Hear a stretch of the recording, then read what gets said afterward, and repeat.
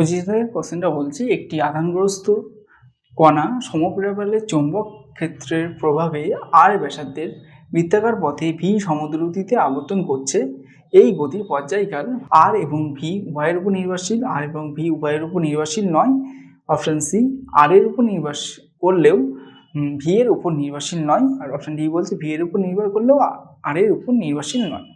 তো কোনো একটা যদি আধানগ্রস্ত কণা আমাদের একটা চৌম্বক ক্ষেত্রের মধ্যে দিয়ে ভি সমদ্রুতিতে বৃত্তাকার পথে গতিশীল হয় বা আবর্তন করে, তাহলে তার পর্যায়কাল টি ইকুয়াল টু এরকম হয় 2πm/কিউ ইন্টু বি।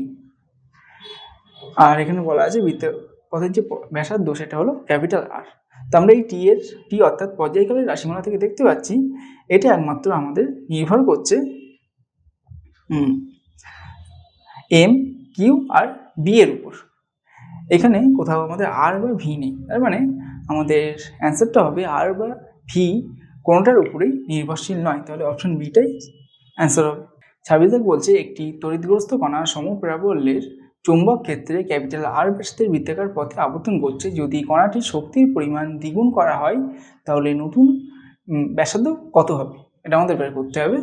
তো যখন কোনো একটা তড়িৎগ্রস্ত কণা একটা চৌম্বক ক্ষেত্রে বৃত্তাকার পথে আবর্তন করে, তো সেই বৃত্তাকার পথের ব্যাসার্ধ যদি স্মল আর হয় তাহলে সেটা ইকুয়াল টু হয় আমাদের এরকম M V by Q B. এখন এম বি মানে আমরা জানি কি, অর্থাৎ ভরবেগ। তো এটা আমরা বসিয়ে দিলাম। আর আমাদের এখানে কোশ্চেনে বলা আছে এই বৃত্তপথের যে ব্যাসার্ধ, অর্থাৎ আমরা যেটা স্মল আর ধরেছি সেটা ইকুয়াল টু বলা আছে ক্যাপিটাল আর। আর কি বলা আছে যে এখানে কণাটার শক্তির পরিমাণ দ্বিগুণ করা হচ্ছে, মানে আগে যদি শক্তি ই হয় তাহলে এখন শক্তি হয়ে যাবে 2 ইন্টু ই। তো আমাদের এক্ষেত্রে নতুন যে ব্যাসার্ধ হবে বৃত্তপথের সেটা বের করতে হবে। তো আমরা এই রিলেশনটাও জানি যে পি ইকুয়াল টু √2m/e হয়। এখন এটা আমরা এখানে বসিয়ে দেব, বসিয়ে দিলে পাচ্ছি স্মল আর ইকুয়াল টু √2me/কিউ ইন্টু বি। এখন আমাদের এই যে কণাটা ঘুরছে তার ভর আর চৌম্বক ক্ষেত্রের মান এবং ওর যে আধান সেগুলো সব ধ্রুবক। তাহলে এখান থেকে আমরা এটা বলতে পারি আর প্রপোর্শনাল টু √e। তাহলে আমাদের এখান থেকে এরকম হচ্ছে, আমরা যদি এখন বৃত্তপথের ব্যাসার্ধ অর্থাৎ নতুন ব্যাসার্ধটা আর ড্যাশ ধরে নিই, তাহলে r dash by r equal to হয়ে যাবে √e'/√e। তো 2 ইন্টু ই এটা হলো আমাদের ই ড্যাশ। তাহলে তো আর ড্যাশটা ছিল আমাদের নতুন বৃত্তপথের ব্যাসার্ধ, আর ই ড্যাশটা হলো এখন, অর্থাৎ কণাটা শক্তি যখন দ্বিগুণ করা হচ্ছে সেই সময় ও শক্তি। তো এবার আমরা এখান থেকে এটা লিখতে পারি r dash equal to √e'/e into small r. তো তাহলে আর ড্যাশ ইকুয়াল টু আসছে √e' মানে 2 ইন্টু ই/e ইন্টু স্মল আর। এর ভ্যালু আমাদের বলা আছে ক্যাপিটাল আর। তাহলে এটা কেটে গেল। তাহলে ফাইনালি এটা আসছে আমাদের √2 ইন্টু ক্যাপিটাল আর। তাহলে অপশান এটা আমাদের অ্যান্সার হবে। 27 কোশ্চেনটা বলছে ভূপৃষ্ঠের কাছাকাছি কোনো স্থানে একটি আহিত কণা অনুভূমিকভাবে গতিশীল। এই স্থানে অপশান এ শুধুমাত্র তড়িৎ ক্ষেত্র উপস্থিত, অপশান বি শুধুমাত্র উলম্ব চৌম্বক ক্ষেত্র উপস্থিত, অপশান সি শুধুমাত্র অনুভূমিক চৌম্বক ক্ষেত্র উপস্থিত, অপশান ডি তড়িৎ ক্ষেত্র ও চৌম্বক ক্ষেত্র পরস্পরের সাথে লম্বভাবে উপস্থিত। তো একটু আগে আমরা একটা অঙ্ক করলাম 24 তারিখে, তো সেই অঙ্কটা আর এই অঙ্কটা সেম। ওখানে আমাদের চৌম্বক ক্ষেত্র আর তড়িৎ ক্ষেত্রের দিকগুলো এই জায়গায় বলা ছিল, কিন্তু এক্ষেত্রে সেটা বলা নেই।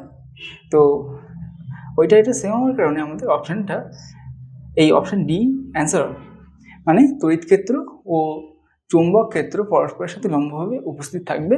29 কোশ্চেনটা বলছে একটি তড়িৎবাহী দীর্ঘ ইজু তার বহিস্থ চৌম্বক ক্ষেত্রের সঙ্গে থিটা কোণে রাখা আছে। তারটি সর্বোচ্চ বল অনুভব করবে যদি থিটা ইকুয়াল টু কত হবে সেটা আমাদের বের করতে হবে। তো এখানে একটা বহিস্থ চৌম্বক ক্ষেত্রে যদি আমাদের একটা দীর্ঘ রিজু তার রাখা থাকে, আর চৌম্বক ক্ষেত্রটা মানে ধরলাম এই ধরনের একটা রিজু তার রাখা আছে, এর মধ্যে আই কারেন্ট যাচ্ছে, আর একটা বহিস্থ চৌম্বক ক্ষেত্র আমাদের এইভাবে কাজ করছে। তো এই যে অ্যাঙ্গেলটা সেটা হলো থিটা। মানে এখানে যদি আমরা এই তারের একটা এলিমেন্ট কল্পনা করি ছোট্ট, তাহলে তার সাথে এটা থিটা কোণ করে আছে। ধরুন ডি এর দৈর্ঘ্য কল্পনা করলাম, তার সাথে থিটা কোণ করে আছে, এটা বলা আছে।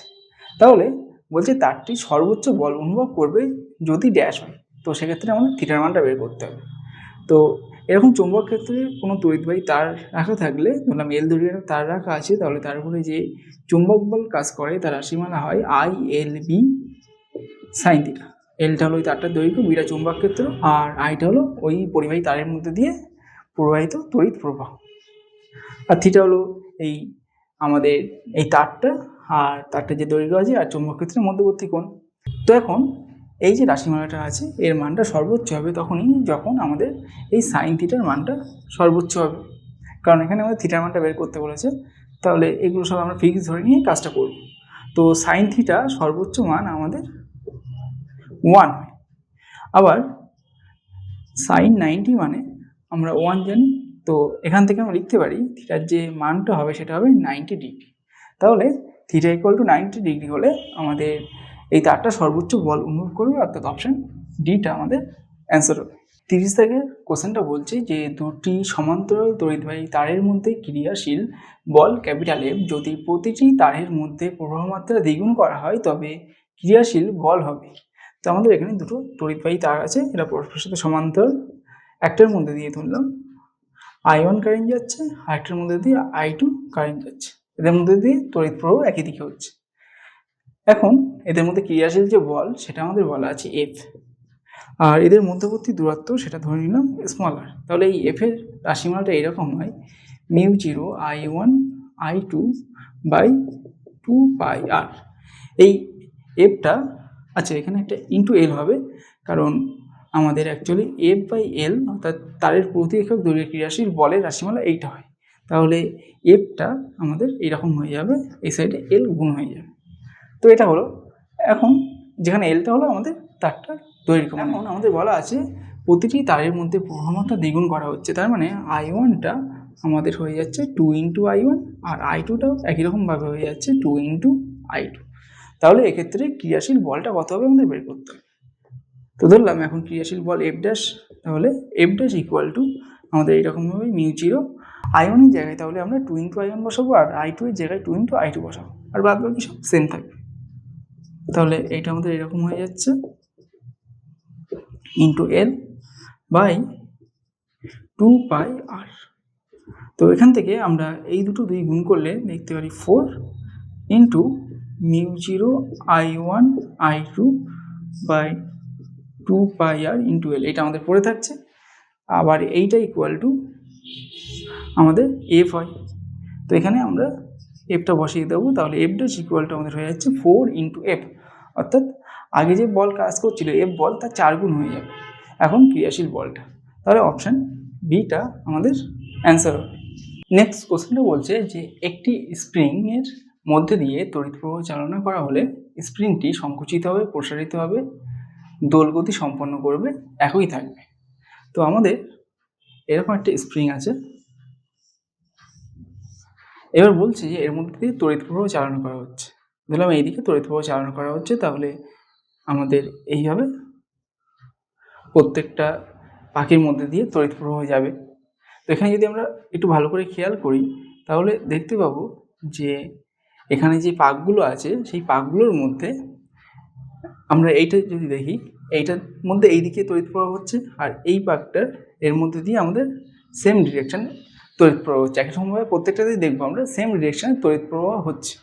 তো আমরা জানি যে দুটো এরকম যদি দুটো তার থাকে তাদের মধ্যে দিয়ে যদি সেম ডিরেকশানে তড়িৎ প্রবাহ হয় তাহলে কি হয়, এই তার দুটো একটা আরেকটাকে আকর্ষণ করে। সেই কারণে স্প্রিংয়ের এই পার্টটা আর এই পার্টটা একটা আরেকটাকে আকর্ষণ করবে, এবং আকর্ষণ করলে এরা একটা আরেকটার দিকে এগিয়ে আসবে, অর্থাৎ আমাদের স্প্রিংটা সংকুচিত হবে। তাহলে অপশান এটা আমাদের অ্যান্সার হবে। নেক্সট কোশ্চেনটা বলছে একটি বৃত্তাকার তারের ব্যাসার্ধ স্মল আর এবং সেটিতে স্থির প্রবাহ মাত্রা I প্রবাহিত হয়, তারটিকে সুষম চৌম্বক ক্ষেত্র বিতে এমনভাবে রাখা হলো যে বি এর অভিমুখ বৃত্তাকার তারটির উপর লম্ব, তারের উপর ক্রিয়াশীল চৌম্বক বলের মান কত? তো সেটা আমাদের বের করতে হবে।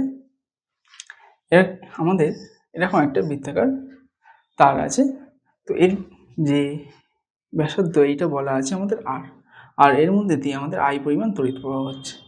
আর চুম্বক ক্ষেত্র এই তারটা যে তলে আছে এর সাথে লম্বভাবে এইভাবে আছে আমাদের, এইটা হলো আমাদের বি।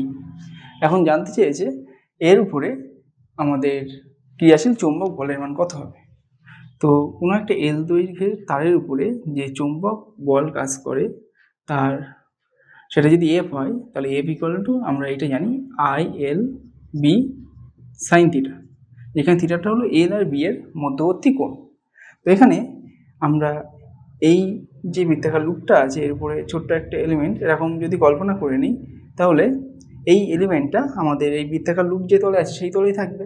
তো সেই তলটা আমাদের এইভাবে আছে, আর এখন আমাদের বিটা এর সাথে লম্বভাবে এইভাবে কাজ করছে। তাহলে এই ডিএল আর বি এর মধ্যবর্তী কোণটা আমাদের 90 ডিগ্রি হয়ে যাবে, অর্থাৎ এক্ষেত্রে থিটা হলো আমাদের 90 ডিগ্রি। তো থিটা 90 হলে সাইন থিটা আমাদের 1 হয়ে যাবে, কারণ সাইন 90 আমাদের 1 হয়। তাহলে এফ এটা হবে আমাদের এখন ILB। এই এলটা কি, তাহলে এলটা হলো এই যে বৃত্তাকার লুপটা আছে তার পরিধি। তো একটা বৃত্তের পরিধি আমাদের কি হয়, যদি বৃত্তটার ব্যাসার্ধ আর হয় তাহলে তার পরিধি হয় 2πr।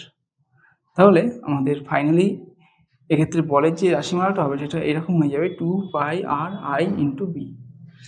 তো এটা আমাদের কোশ্চেনের অপশান বি এর সাথে মিলে যাচ্ছে।